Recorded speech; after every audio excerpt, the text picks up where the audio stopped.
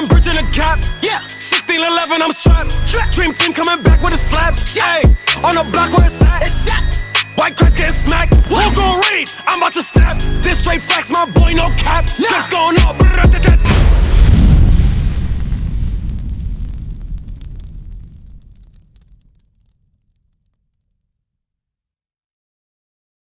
So now you gotta learn the commandments and do the commandments. Right. And once we start doing that as a nation of people, that is when God will turn this world back right side up. Yes, because right now it is upside down. Right. Does that make sense? Because remember, if we're God's chosen people, we're supposed to rule every piece of land on this earth. Right. Does that make sense? So since we don't, guess what we did? We didn't keep the commandments. Right. We don't know that we are the Israelites first and foremost, and then we don't keep the commandments. Right. So now, how do we turn it around? With the commitments following? Following the commandments. I see All it. Right. Following the commandments. So now, let me get something real quick. Deuteronomy chapter 22 and verse 5. All right. So now we're gonna get some commandments that can be applied expeditiously. Read that. The book of Deuteronomy, chapter 22 and verse 5. The woman shall not wear that which pertaineth unto a man. Neither shall a man put on a woman's garment. For all that do so are an abomination unto the Lord thy God. All right, so you said Jesus? Jesus and Abraham. If I was up here teaching you the word of God, but I had a dress on, what would you think? You're a hypocrite, right? But God said that that is an abomination. You know what abomination is? What is it? Something that's not normal.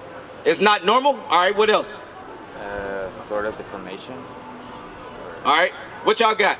Sirach 13 and 15? Yes, sir. 15, 13. What are you looking for? 13, 15. Abomination. It's abomination. Oh, 15, 13. I got you, sir. All right. The book of Ecclesiasticus, the chapter 15 and verse 13. The Lord haveth all abomination. The Lord hateth all abomination. So it says God hates abomination. All right? Y'all didn't know that God hates, right? I saw your face perk up. God hates sin. All right? So now go back to Deuteronomy chapter 22 and verse 5. Yes, sir. The book of Deuteronomy, chapter 22 and verse 5. The woman shall not wear that which pertaineth unto a man. Neither shall a man put on a woman's garment. So now we just said that if I was up here in a dress, that I would be a hypocrite, right? Why is that? Because you're not following the commandments. Not following the commandments. So You're saying that you are doing it, so you're being that. say that again. If you're not following the commandments and you make it seem like you're doing it, that makes you a hypocrite. All right. So now that is my sister's right here. So read it again. The woman shall not wear that which pertaineth unto a man. So now let's deal with the women. What is a item of clothing that belongs to men? Pants, right? So the same way, if I had on a dress, that would be an abomination. If a woman has on pants, that is an abomination. And how does God feel about abomination? He hates it. So now, for our sisters to keep the commandments, they gotta let those pants go and put on a dress, put on a skirt. Right. That's a simple commandment that we don't follow as a nation. Right. Romans 7 and 14 real quick. So I'm gonna get so women that wear pants, how do they act? Masculine, right? Yes. So let's get why that is. Romans chapter 7 and verse 14. For we know that the law is spiritual. So the law has spiritual effects on you. So like the same way, if I had a dress, how would I act? Feminine, right? So the same way a man in a dress acts feminine, women in pants act masculine. Right. But the laws of God said that women should not wear pants. Men should not wear dresses. Because men should act like men and women should act like women. Yes, right. That's a simple thing that has our communities upside down. Right. Because have you ever heard wearing the pants in the relationship?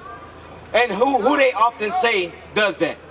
They say the woman, right? Because she's in the pants, that means she does not want to submit to a man. Because masculine energy and masculine energy, all you're going to do is bump heads. Right. All right? So now, let me ask you a question. Do any of you shave? You do? Leviticus 21:5. So just remember, the law is spiritual, right? Now we're going to go into this law right here. The book of Leviticus, chapter 21 and verse 5. They shall not make baldness upon their head, neither shall they shave off the corner of their beard. So y'all have not shaved your head, but it says you should not shave off the corner of your beard. Right. Why is that? All right, so remember, the law is spiritual, right?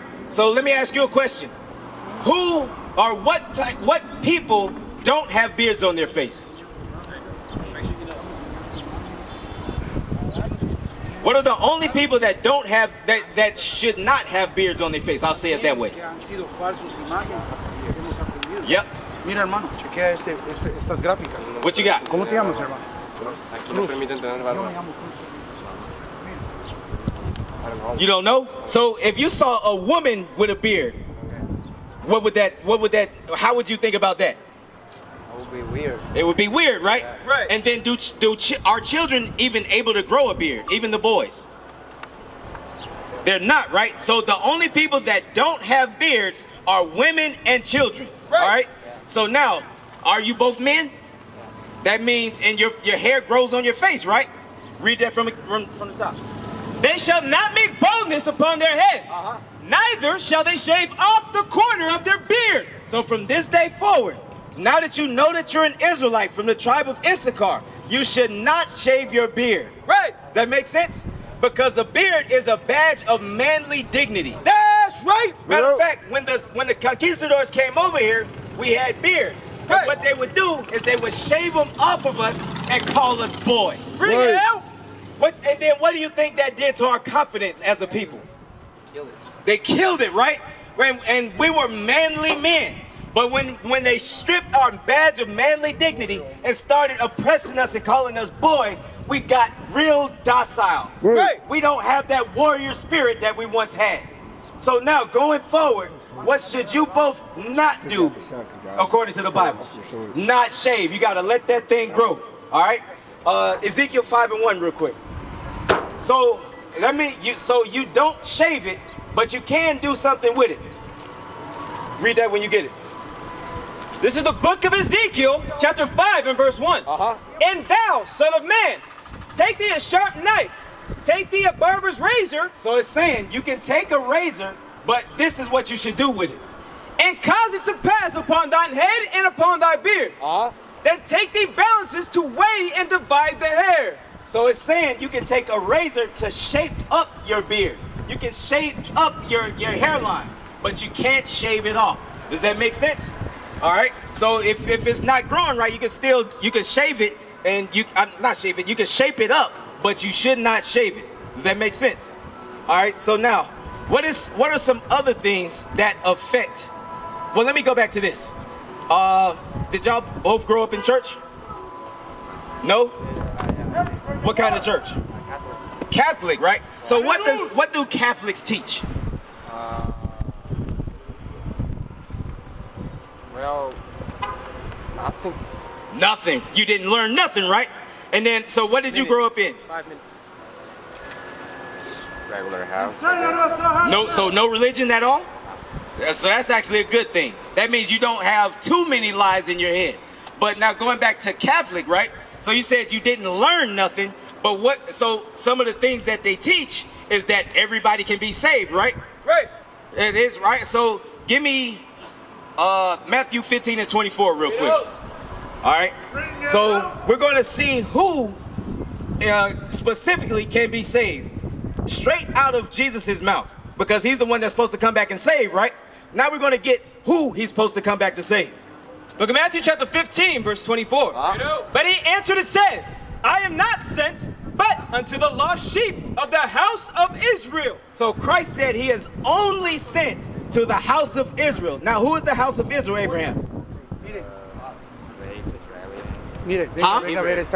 The Israelites. Right. All right. So you got to remember, they called us Hebrews because we spoke that language. But our God-given nationality is the Israelites, according to the Bible. So Christ said he only came to save the Israelites. All right. So now, why is that important? You don't know? So what did you say that Catholic taught you? Nothing, they just like manipulate. Make sure information they show to you, you know? Exactly. So they basically lied to you. That's what it was. They taught you lies. But according to the Bible, Christ said that he only came for the nation of Israel and nobody else. So that means everything that you learned in those that church was a lie. All right? I know. Say it again. I know. You know? Yeah. All right, so what should you start following?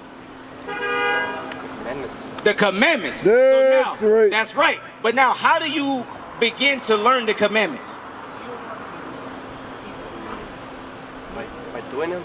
By doing them. But how do you, or who's going to teach you how to do them? Church supposed to.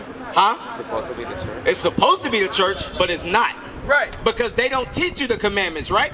They don't teach you your nationality. They don't even teach you the truth according to the Bible that Christ came for the Israelites and nobody else.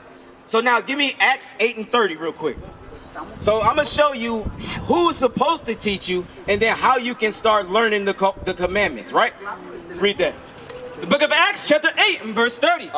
And Philip ran thither to him, and heard him read the prophet Isaiah, and said, Understandest thou what thou readest? So this was one of the 12. He came up to a man that was reading the Bible, and he asked him, do you understand what you're reading, right? Keep going. And he said, How can I?